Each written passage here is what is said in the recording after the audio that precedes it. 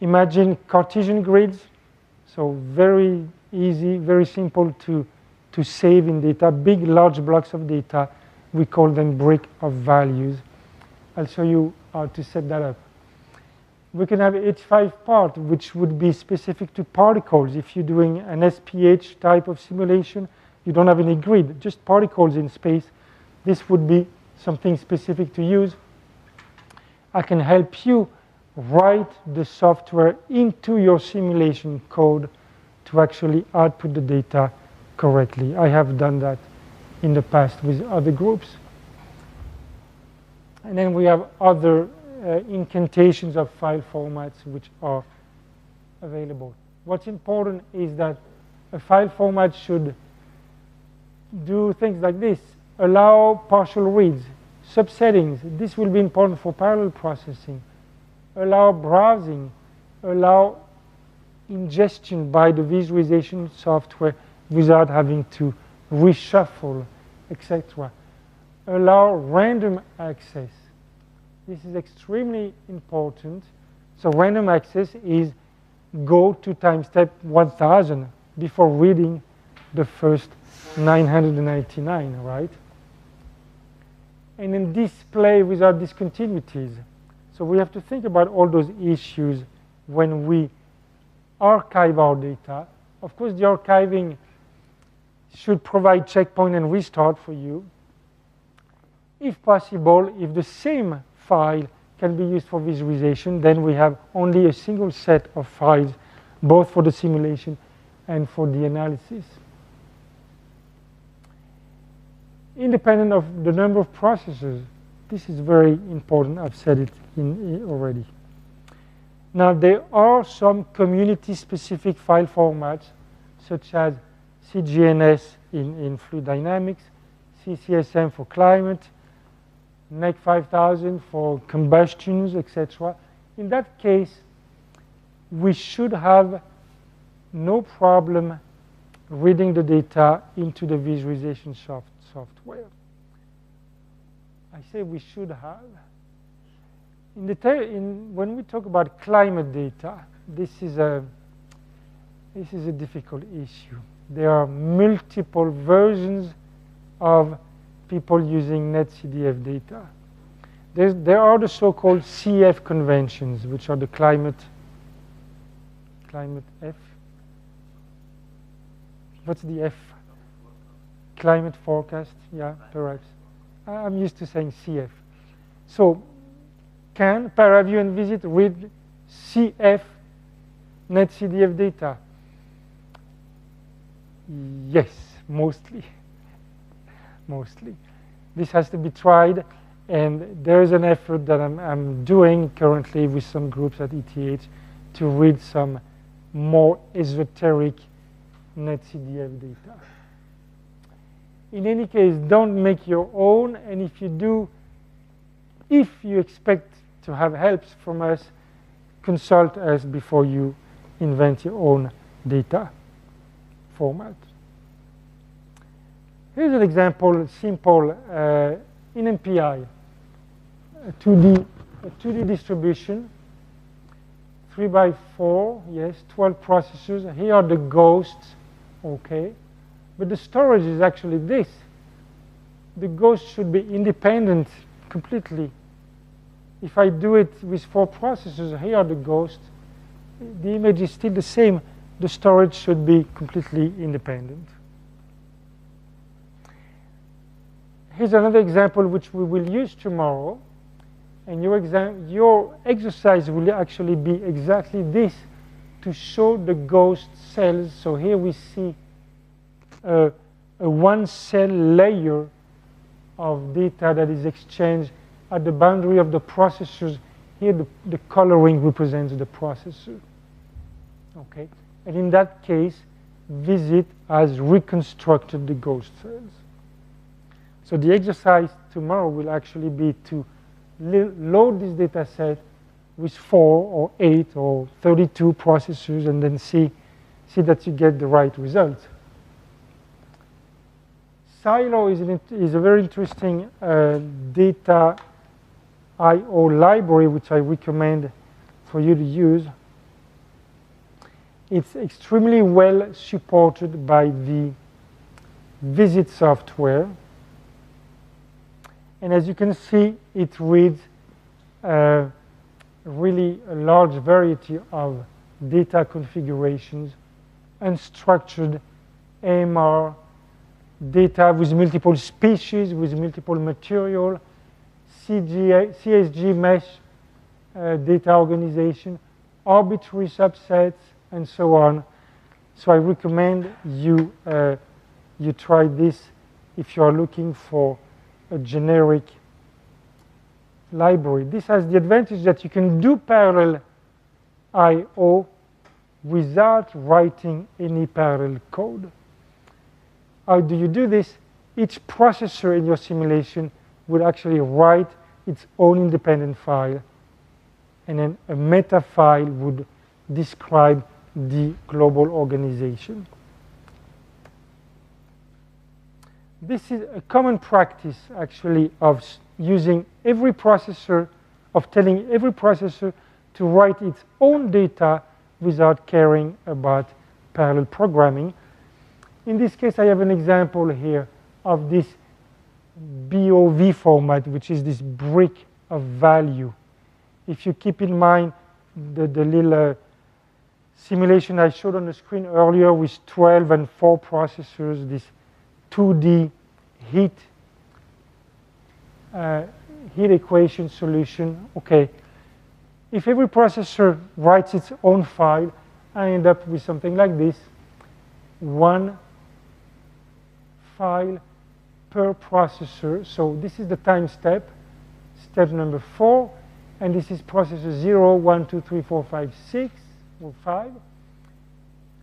And each of them, you see, is exactly 1 megabyte, which means that it was exactly a block, well, in 3D, 64 by 64 by 64 by 4 bytes.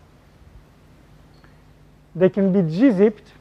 That has an advantage too, because you see the file size is much smaller, and you can gzip the data at the time you are writing from the simulation.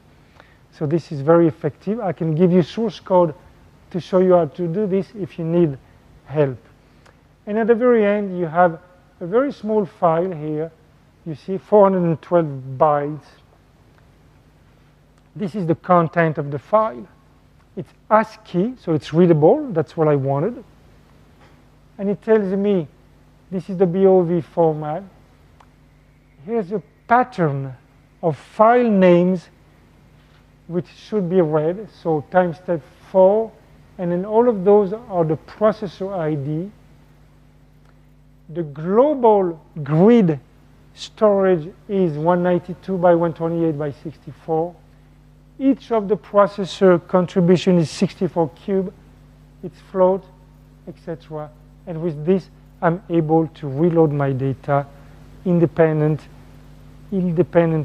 of the number of processors available for the visualization. It's very nice. When I read the data back, those are images from visit. You can see here each of the processor's contribution. Each of those little color blocks is one processor. And depending on the striding and the scheduling of my processors, I end up with different coloring here. But the data internally, globally, is all the same. Here's another example with Pixie. This is a data format I have. I didn't invent. It was invented by in the US by the Energy Labs. And what I have done for the purpose of the plasma physics, I've implemented the parallel reader. So it's for the people doing physics in a torus. You can see here the shape of the torus. And you can imagine that there are multiple ways of doing data distribution in a torus. And I have implemented all those different techniques of processor to data region allocation in order to bring flexibility to the reading. The Pixie format is an HDF5 convention. So here's the key word, a convention. Just like earlier we talked about the CF data in climatology, CF is a convention. It's a set of rules that people agree upon to write their data using a particular library. So with CF, it's a set of rules for the NetCDF library. With Pixie, it's a set of rules for the HDF5 library.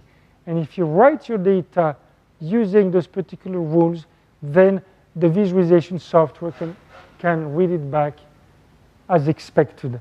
So here we have examples where the same data can be interpreted as a regular Cartesian grid or as a curvilinear grid. And when we look at the HDF5 data with a browser, we see here the node coordinates as X, Y, Z data sets. We see the specifications of the curvilinear grid and the regular grid. This would be the Python code necessary to archive data in this particular fashion. I will distribute this code, this source code, which you can try in your own, with your own data.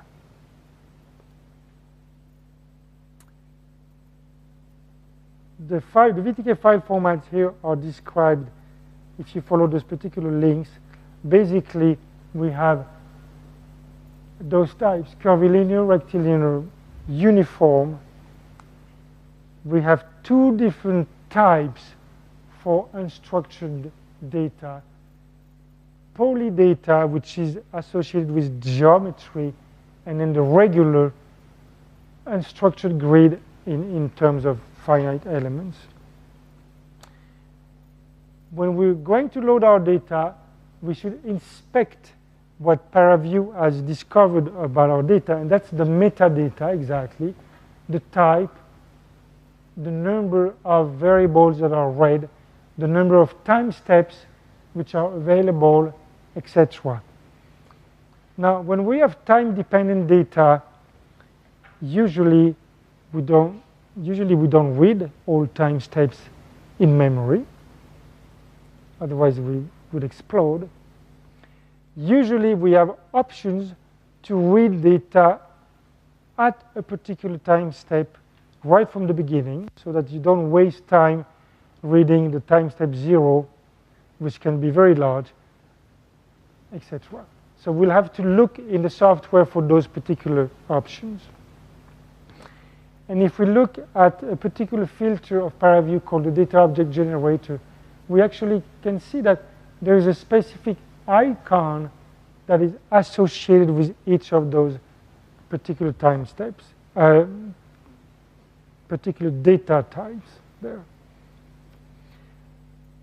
On top of this, you can have the so-called collections or composite data sets. So here, multi-block. Here's a single curvilinear block in a large composite data set. We can have adaptive mesh refinement. So this would be an example here in astrophysics of multiple levels of data.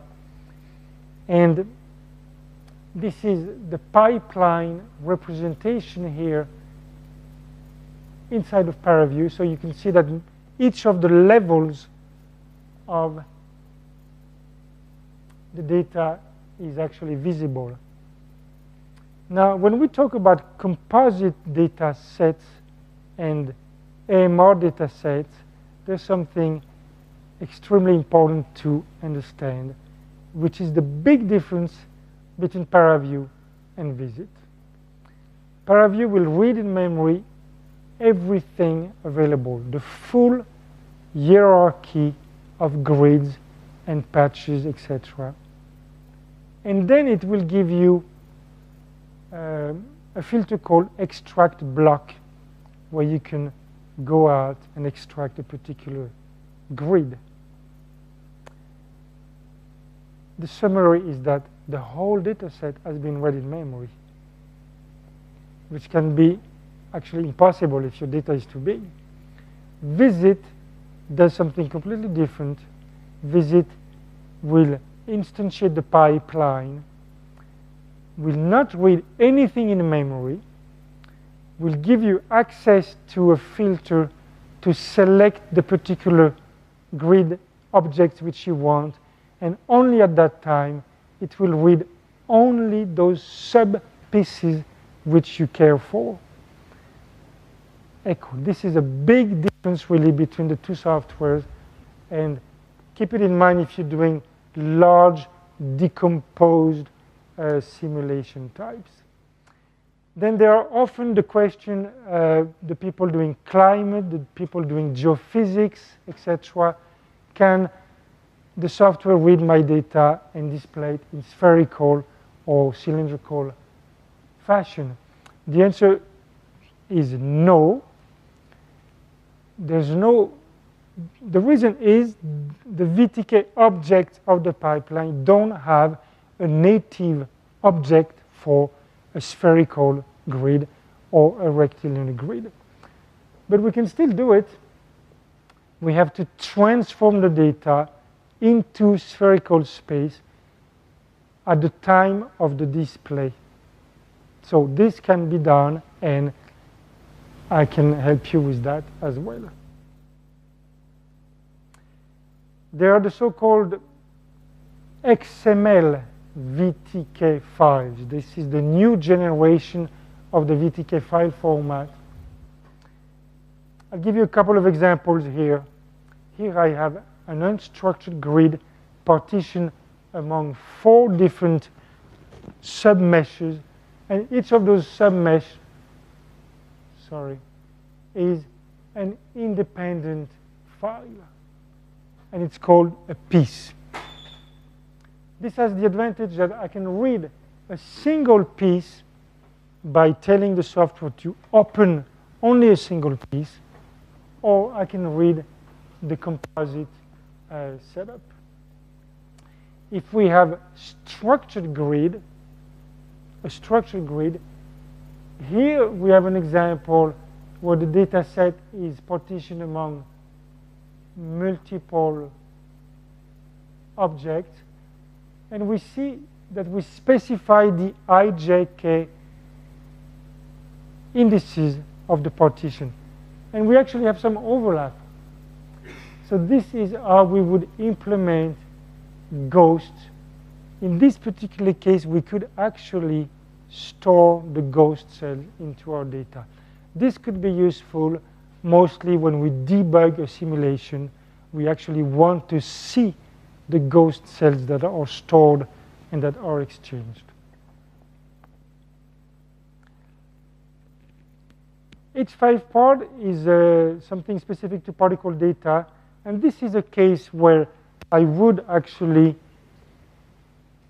often put multiple time steps into the same file, and there's a convention where you can store each of those time steps like this, with this particular name, step, pound sign, and then all your different time steps. And you can decide to store 1 or 10 or 100 time steps per file, and then give me multiple H5 part for the full temporal distribution. Here again, I have the Python script for you to test, and I will distribute that. You don't have to create it by hand. This illustration here is something specific to the Visit software, which we will show tomorrow. It actually shows you here those little particles, those little spheres. They are the data set at one particular time step. And in this particular filter, we actually connect the time steps between each other to see the evolution of those particles in space. So this is just a benchmark example, nothing physical. I've taken, this is the Python script which I have created for you. It takes those little particles around a circle and it moves them up and like this in a spiral. This is why when we connect them together, it shows this little cylinder. XDMF is yet another version, another specification of data using XML. Here's my advice. Use XDMF if you want to use ParaView, because we can do parallel visualization well. With Visit, it's not implemented correctly, so it's not working very well. XDMF is a way of partitioning the data into two different files. One of them is the XML file, which represents the metadata, so it's lightweight. And the other one, the heavy data, is written in HDF5 in a second data set.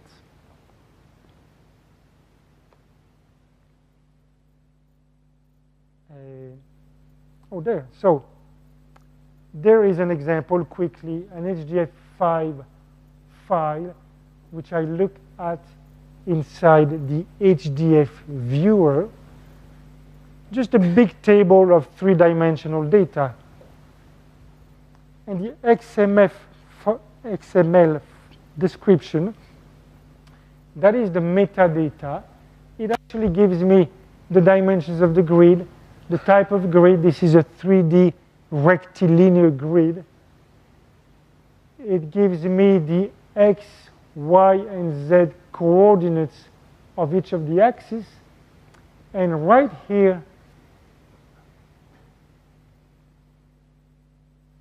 it gives me the path to an HDF5 file where the heavy data is stored under those particular characteristics. The advantage of this is that when we create the visualization pipeline, the pipeline only reads this. This is the ASCII description, lightweight, and only when we need to access the heavy data, we go to the HDF5 data volume. Here's another example for the curvilinear example where the XYZ coordinates are stored in one data set. The numerical solution is stored in multiple arrays here, as we can see. And the description in XML tells us that we have a 3D S mesh, which means structured but with explicit coordinates in space. All right, I'm good. I need to finish up with a summary. All this pipeline management will be hidden from us at the conditions that we have good metadata to represent our data. So back to the conventions, the CF conventions, for example. Here I can look at the content of the netcdf file, see what is available in the data, and then finally construct my visualization pipeline in correspondence to the logical organization of the data. Here are the questions to ask yourself before you store your data. And just because you are able to load your data in parallel doesn't necessarily mean that the visualization package has been able to decompose it in equal chunks among your different processors. So very often, mind you, I have the questions, people ask me, I'm running in parallel and it keeps crashing, and I don't understand why, because running in parallel, I should have n times as many 32 gigabytes, for example. My data fits completely, very easily with all this memory, Why does the visualization software crash? It's because in that case, people are using a format that is recognized, yes, but where the parallel implementation perhaps is missing a keyword somewhere in the storage, and it doesn't know how to do the distribution. So it loads everything on processor 0, everything else, all the other processors do nothing, and eventually it crashes. So this would be also a particular area where I have a lot of experience debugging people's visualization in parallel. All right. Ingestion by the visualization software without having to reshuffle, etc. Allow random access. This is extremely important. So random access is go to time step 1000 before reading the first 999, right? And then display without discontinuities. So we have to think about all those issues when we archive our data, such as CGNS in fluid dynamics, CCSM for climate, NEC 5000 for combustions, etc. In that case, we should have no problem reading the data into the visualization software. I say we should have. When we talk about climate data, this is a difficult issue. Imagine Cartesian grids, so very easy, very simple to save in data, big, large blocks of data. We call them brick of values. I'll show you how to set that up. We can have H5 part, which would be specific to particles. If you're doing an SPH type of simulation, you don't have any grid, just particles in space. This would be something specific to use. I can help you write the software data. Of course, the archiving should provide checkpoint and restart for you. If possible, if the same file can be used for visualization, then we have only a single set of files, both for the simulation and for the analysis. Independent of the number of processors, this is very important. I've said it already. Now, there are some community-specific file formats into your simulation code to actually output the data correctly. I have done that in the past with other groups. And then we have other incantations of file formats which are available. What's important is that a file format should do things like this: allow partial reads, subsettings. This will be important for parallel processing. Allow browsing, allow